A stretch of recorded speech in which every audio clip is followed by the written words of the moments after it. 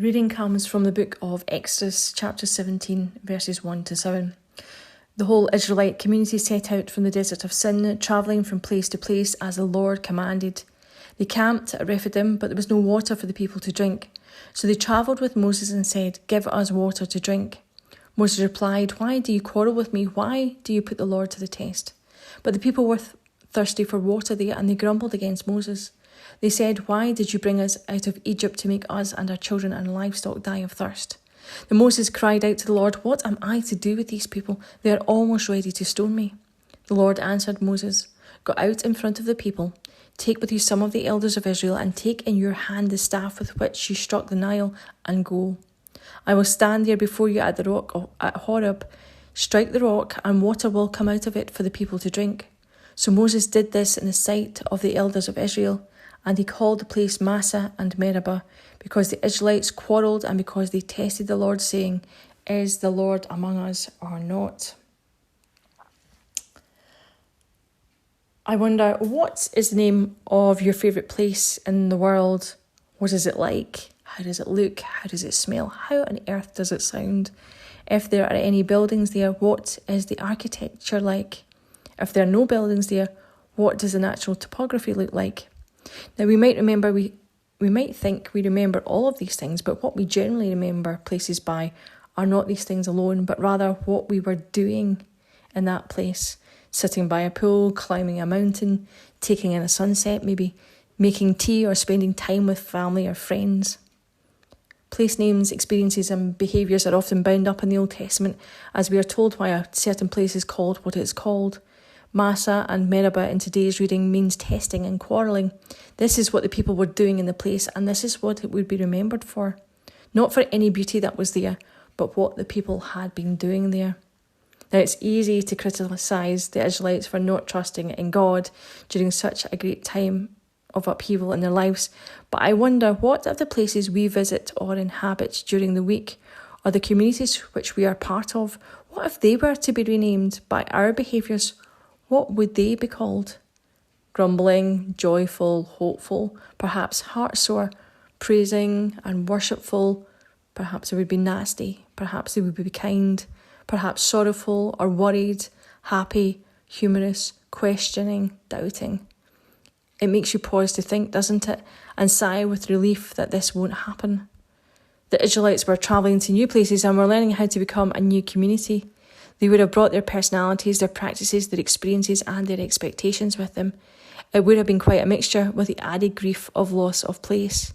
Yes, they were slaves in Egypt, but that was home. That was what they knew. And although it had started out well, we find that their behaviour isn't what it could have been.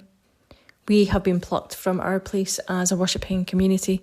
The church building has been closed for the last 6 months, and there is no clear date for a return to the building. Some have chosen to worship online. Some have decided to attend churches that have reopened. We may have started out well, but I wonder if that can be said now of our congregation, or indeed any in Scotland. There are lots of differing views of what we should be doing and how, and there is grumbling about the decisions being taken. As we navigate this uncertain time, it's easy to point out what isn't available to us as a congregation, or as individuals, or as a group. It's not so easy, though, to lift our heads and see how far God has brought us in life and what He is doing around us and through us. I wonder how quickly we could each name the places that God has been present in our lives in the past, and even in the past week. I wonder, have we been paying attention? When our focus is on a problem, or in our own case on restrictions and not being able to get back in a building, then we lose focus on God.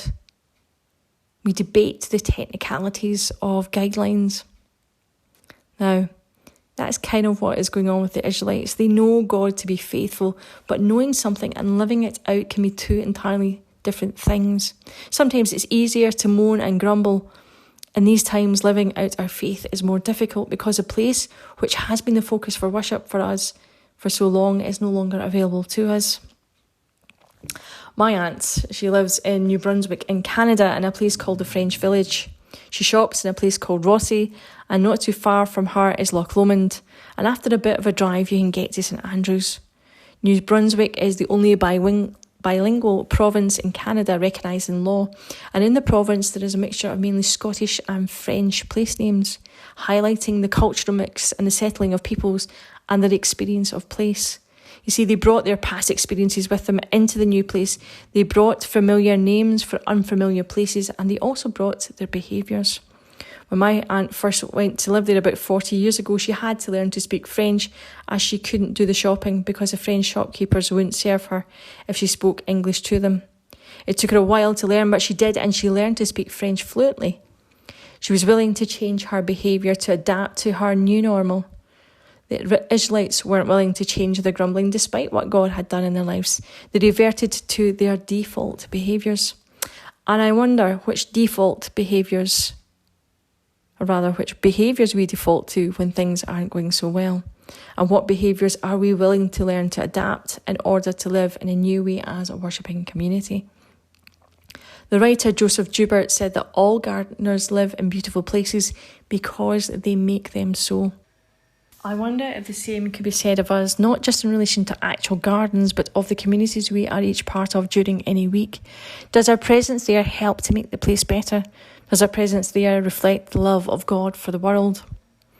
There is a sign that is a bit dated now on one of the buildings that you can see from the M8 as you cross the Clyde at the Kingston Bridge that says, "People make Glasgow." It's an insightful statement. People, or rather their behaviour, make a place welcoming or not. People make a place interesting or not. People make a place worshipful or not. People make a place compassionate or not. They make it joyful or not. It's true, people affect our experience of places, but I wonder how we are affecting their experience of the places that they are in. I wonder how we are affecting their experience of God in those places. Thinking of where we are at the moment in relation to the pandemic, if we could name the moment as a place, what would you name it? For me, it would be something like in the midst of it. We are in the midst of a situation that seems endless, that seems to offer more questions and requires more patience and faith than normal. The long-term view is that at some point in the future there will be a vaccine, there will be something more like the normality we have experienced before, but it will have to be in a new way. God is present in the midst of it, and in the past and in the future. The Israelites didn't face each day alone. They didn't face the toughest days alone, and neither do we. God is present in each place, and in each place, as the Israelites were to learn, God was gracious and provided for their needs, as he does for ours. The journey for the Israelites would be long and tough, and our journey through this epidemic may also be. But God was in each place the Israelites went and would lead them to the promised land and into a new way of being community. God didn't stop being God because the people grumbled. He was still compassionate and generous and merciful. God is in each place that we are in, and he's still compassionate, he's still generous, and he is still merciful. And he is waiting to lead us and his church in Scotland and in the world into a new way of being community. I wonder, how ready are we to follow? Thanks be to God. Amen.